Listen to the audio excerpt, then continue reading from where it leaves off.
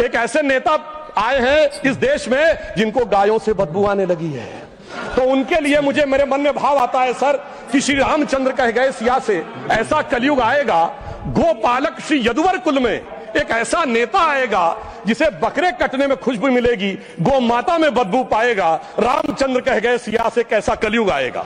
अब सर मैं एक और बात भी कहना चाहता हूं, हम किनको मानते हैं सर? नजीर अकबर आबादी को सुनिए, कृष्ण भक्त के लिए क्या कहा। सर मैं एक बोलना चाहता हूं, बुल्ले शाह ने क्या कहा?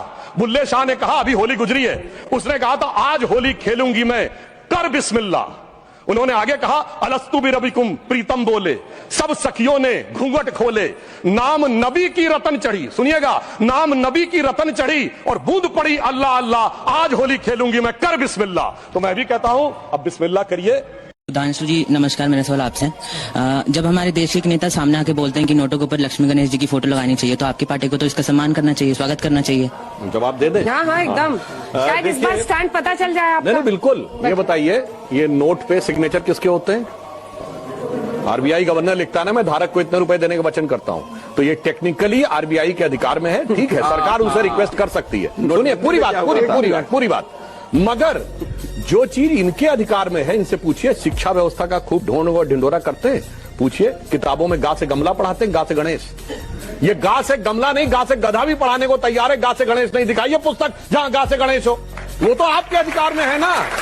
इसीलिए मैं कहता हूं, एक चेहरे पे कई चेहरे लगा लेते हैं लोग, इसीलिए किस चेहरे का जवाब दिया जाए ये समझ में नहीं आता। क्या तर्क खोज के लाते हैं सर, कहां से लाते हैं ऐसे तर्क?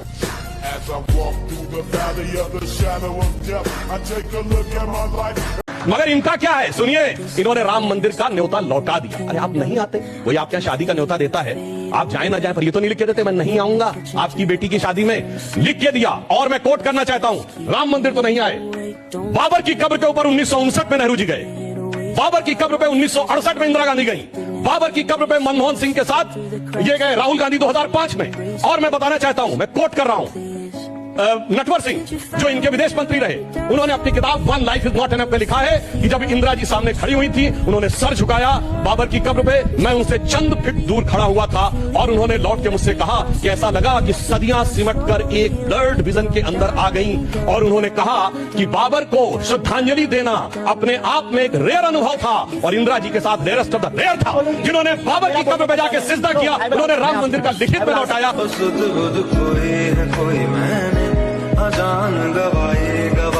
हिंदी को राष्ट्रीय भाषा घोषित होना चाहिए, यस और नो। अभी मजा आएगा ना भिड़ो। ये जो सवाल पूछा जाता है वो लड़ाई लगवाने के लिए पूछा जाता है। नहीं, सवाल बिल्कुल लड़ाई लगवाने के लिए पूछा जाता है, और मैं जवाब देना चाहता हूं। मराठी भाषा में सबसे बड़ा नाटक है जानता राजा, और जानता राजा जब समाप्त होता है तो शिवाजी के राज्य के बारे में क्या छंद बोला जाता है? इंद्रजिमी जम पर बाणो सुवम पर रावण सदम पर रघुकुल राजे। ये हिंदी और अवधी में लिखा हुआ है, मगर मराठी और हिंदी में लड़ाई लगवानी। इनके लोग क्या करते हैं, मैं इनके दो सर्वोच्च नेताओं के बयान आपको बताता हूं। अभी मजा आएगा ना भिड़ो। मोदी जी कह रहे हैं मेरा घर मुसलमानों के बीच में था। क्या बात कर रहे हैं? एक तो मेरा जो घर है ना, मेरे अगल बगल में सारे मुस्लिम परिवार है। ईद पर हमारे घर मुसलमानों के घरों से खाना आता था, सारे मुस्लिम परिवारों से मेरे यहाँ खाना आ जाता था। हमारे घर में खाना नहीं बनता था ईद के दिन। मेरे घर में ईद के दिन खुद का खाना नहीं पकता था। अरे साला अलग फ्रॉड चल रहा है। यही नहीं, अभी और सुनिए। योगी जी कह रहे हैं आइए देखते मजा आएगा। 100 मुसलमानों के बीच में भी अगर 50 हिंदू रहते हो तो वो सुरक्षित नहीं है। 100 मुस्लिम परिवारों के बीच में 50 हिंदू सुरक्षित रह सकता है क्या? नहीं रह सकता। अब मुझे सुधांशु भाई ये बता दें, मोदी जी का बयान सही है, मुसलमानों के बीच में सुरक्षित थे, कोई खतरा नहीं था, या योगी जी सही कह रहे हैं कि हिंदू सुरक्षित नहीं है? तो लेने के देने पड़ गए। समझ रहे हो? समझ रहे हो? सब समझ रहे हैं, सब समझ रहे हैं प्रधान जी।